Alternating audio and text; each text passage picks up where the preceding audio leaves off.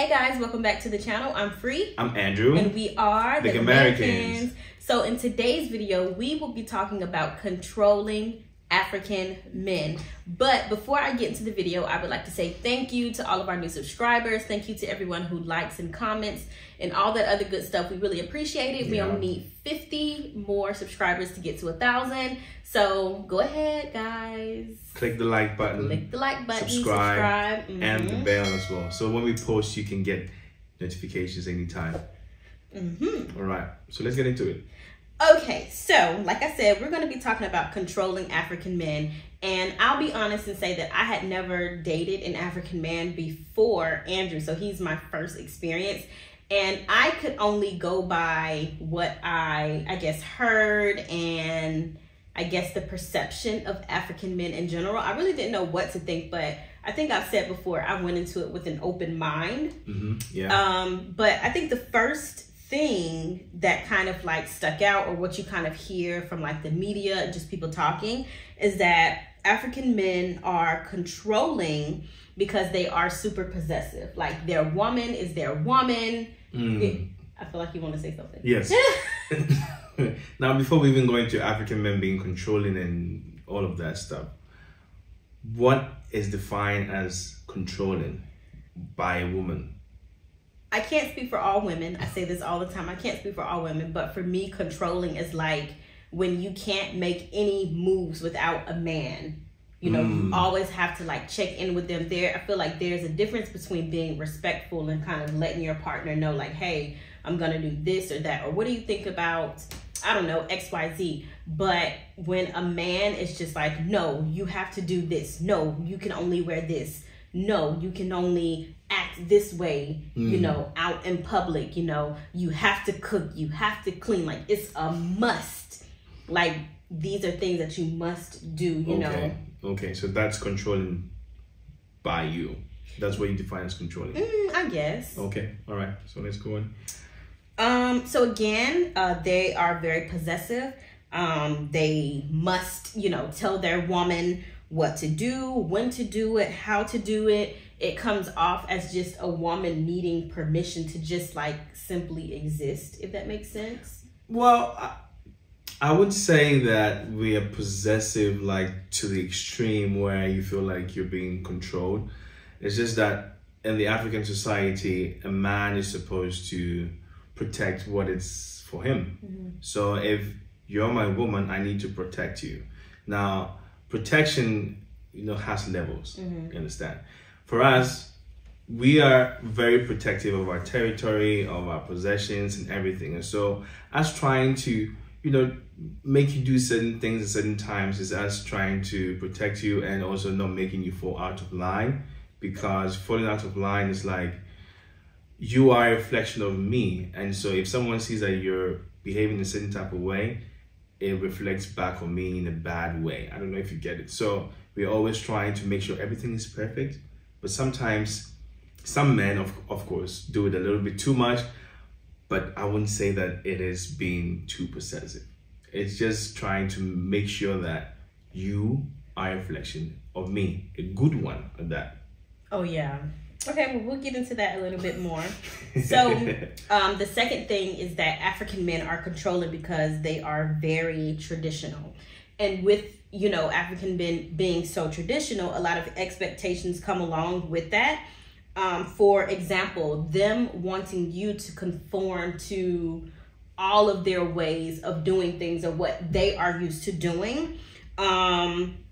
Also, it kind of goes into like how you dress, as I've kind of mentioned earlier. You know, oh, don't be too revealing, don't show too much boob. Andrew does that now. Before, you know, when Andrew and I was dating, I remember asking him like, does it bother you that I like show my boobs and stuff like that? And he was like, oh no, that's what you want to do. But now that we are married and there's a kid, sometimes he's like, oh, okay, you know, are you gonna wear a bra with that, or you gonna put a shirt up under that? And I'm like, Andrew, yeah, like women know bras don't go with everything, you know, especially if you're wearing like a thin strap dress or something. You can't have big old bra straps like, you know, showing. But yeah, he'll be like, oh, are you gonna wear a bra with that, or the thing is, guys, listen. In the beginning, you have your own independent life. I have mine. I'm trying to see where we can meet in the middle and merge. I can't just come up, I'll real strong and say, hey, don't do this, don't do this. It's gonna put you off. Let's be honest. Initially, yes, it wasn't a problem for me, but then now that we are together and it's a union, the way you dress, when people see us, they'll be like, oh, okay, it's a reflection of the guy. Mm-hmm. So to me, coming from an African home, my woman is a reflection of me since we are one. And to top it off, you're a mother. Why do you want to show? Why do you want to show? I'm gonna call Kiki Polo. Oh my gosh. Why do you want to show boobs? Mom is not my only title. I was a person, a woman before Alexander even came along. But I feel like if that's how you knew you were going to feel, you should have said that. You should have said like, oh no, it doesn't bother me now. However, once we are in a real relationship or married and kids and things come along, I would kind of like you to maybe tone it down a little bit. Like you can show a little boob, but Oh, but I don't say you don't show anything. I don't say we should wear anything too big, No, I always encourage you to look sexy because it's a reflection of me. When you look good, I look good. You understand? And so for the revealing thing, for an African man, when he's with his woman, as the relationship progresses, he is in a state of mind where he's like, this lady has to now protect what is his. Because now that you guys are together, the relationship has gotten serious. You can't be going out giving signals like you're single. So if you dress in a way that, yes, you're sexy, but at the same time, it's more or less like, casual, not too revealing, just show a little bit of skin. That way, men would not get the signal that, oh, she's single. Because if you're in a relationship, for us men, we think that you should know how to dress. And if you're single, your dressing is also different because you're sending signals. Even though I know most women say to dress for themselves, yes, we understand that. But how you dress sends signals to us men. So when I go out and I see a woman dressed in a certain way that's too revealing, in my mind I'm like, oh, she doesn't have a man. Because if she has a man, the man would try to, make sure she doesn't show too much skin. That is our mentality. And I think most men out there, regardless of you being African or not, feels the same way. So I don't think we're just controlling how you dress. Okay. So I had a few more points to add in with that, but I wanted to make sure we got the little first part out. So I started off with saying like how you dress. It might be a thing where they want you to wear your hair a certain way, and I'll kind of like get into the person. They left a comment on our video, so I'll get into the hair thing. Makeup, even though you really don't care about makeup, he was like, he wants me to wear red lipstick more.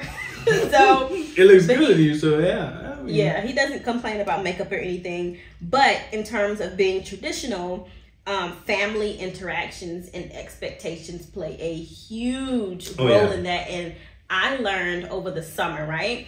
So for me, I'm like, it's summertime. I'm not cooking. I ain't cleaning up nothing. I am chilling while I'm on vacation. I ain't doing none of that. But I ended up finding out that as a, I guess as a Ghanaian woman, if I was a Ghanaian woman, it would have been different expectations for me. But he was telling me I get a pass because I'm not Ghanaian, right? And I was like, what do you mean? And he was like, okay, so if you were a Ghanaian woman, anytime my mom like goes into the kitchen and she's cooking or she's cleaning, you're expected to go into the kitchen and help. And I was like, I'm on vacation.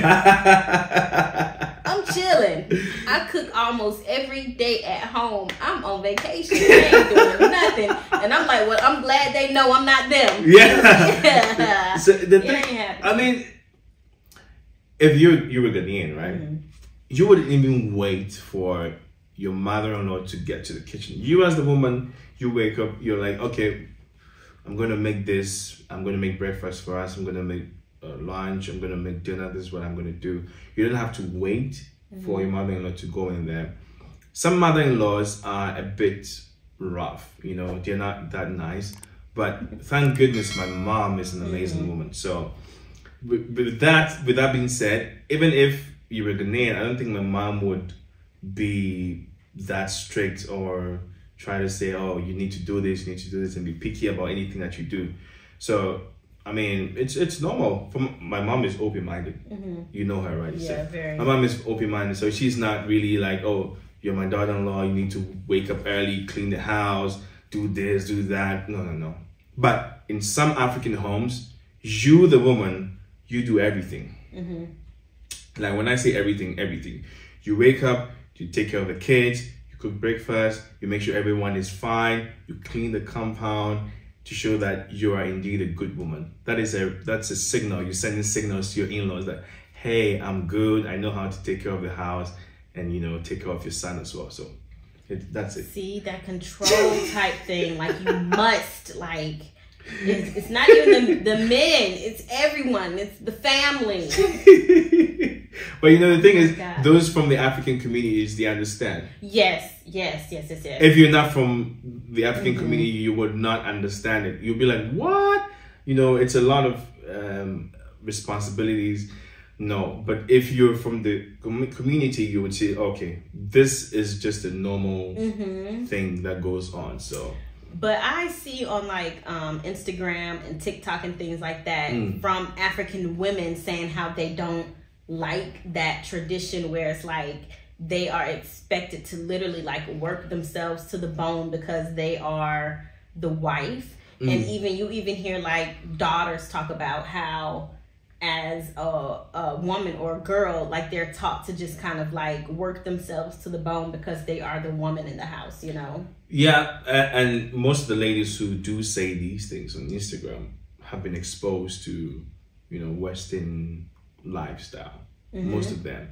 So like now in this age of social media, everyone knows that, oh, this is what is going on in other parts of the world. So comparing it to your situation, you're like, oh man, I feel like I'm doing way too much because some people are married, they're not doing half of what we're doing. So then you begin to ask questions. And one of the things that, in African community, you don't do is ask questions or, try to dispute certain things. You just have to conform and you just keep the tradition going. So yeah, I would say that those ladies have been exposed. If you go to Ghana, some women do not know what is really going on in other parts of the world. They see that waking up in the morning, cooking for my husband, taking care of the house, that is normal. Everyone is doing the same thing. But take this same lady to the West, right? Expose them to life over there, and in a few months, they will change. So most men, when they get married back home in Africa, most men are not really willing to bring their wives to the West because they feel like they're going to corrupt. They're going to get corrupted by the Western media. So that's it.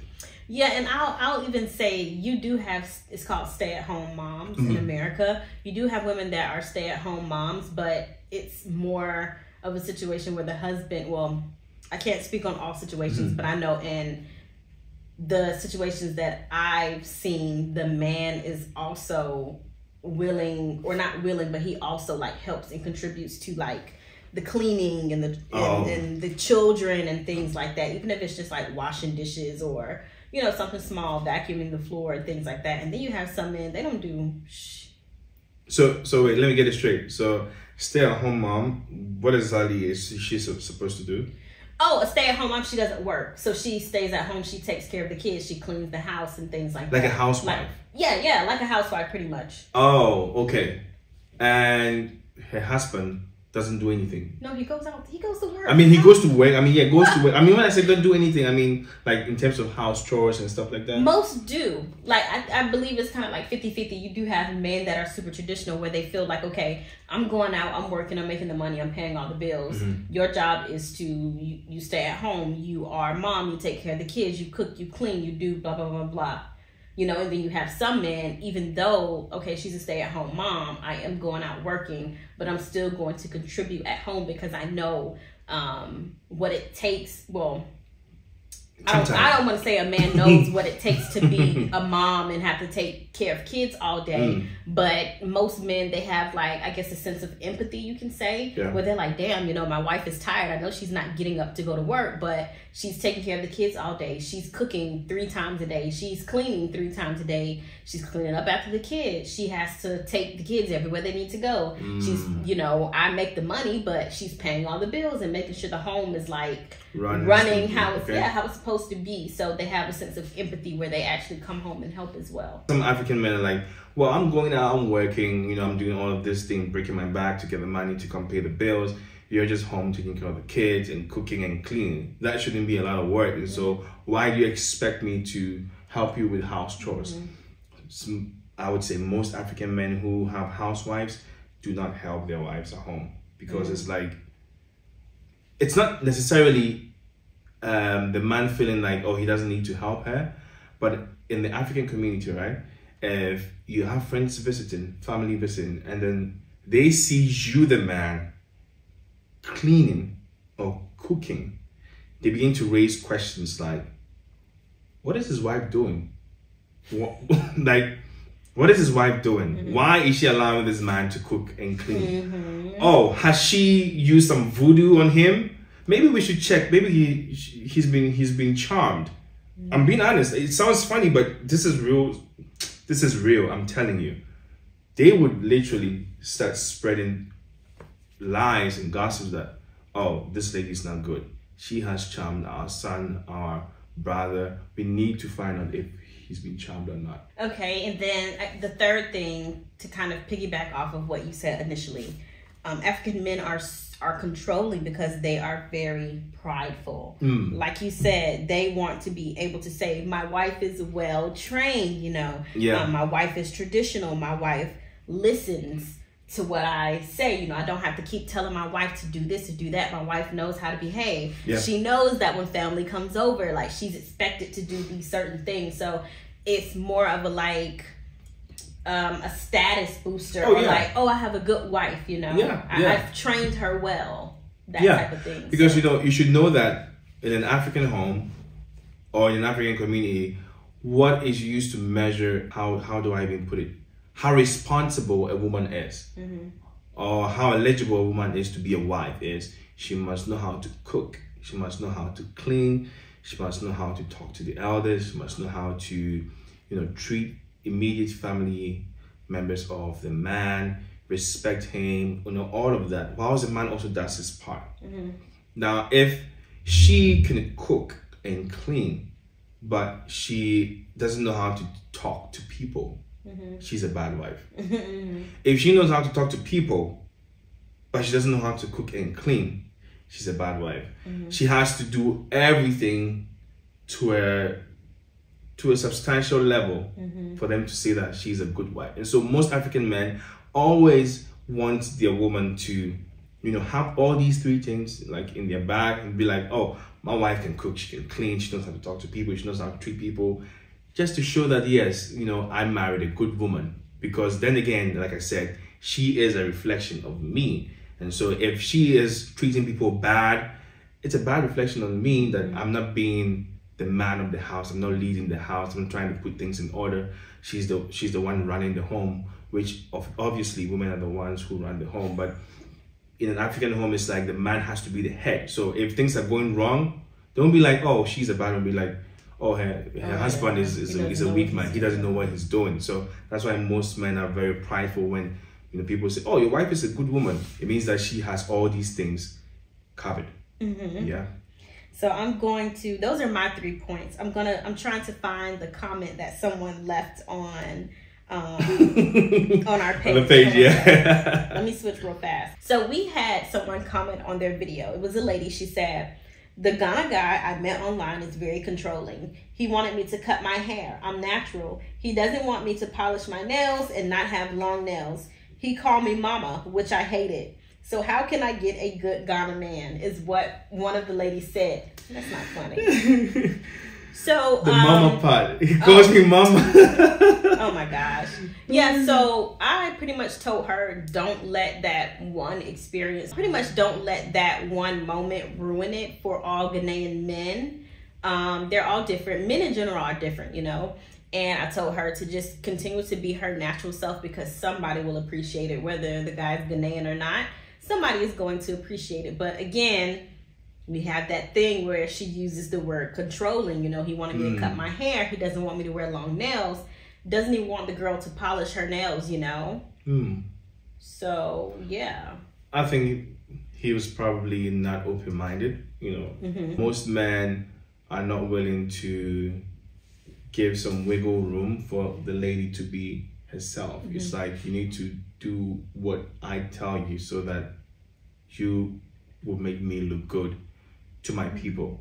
So she should just get someone who is open-minded, regardless of him being Ghanaian or not. So, I mean, people have, let me even say this. People have this misconception that, oh, when a group of African men are really good, automatically the man that I meet has to be as good as what other people are saying, you know.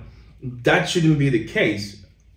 Everyone is good in their own way. They might not be doing what you hear people say this group of African people are doing.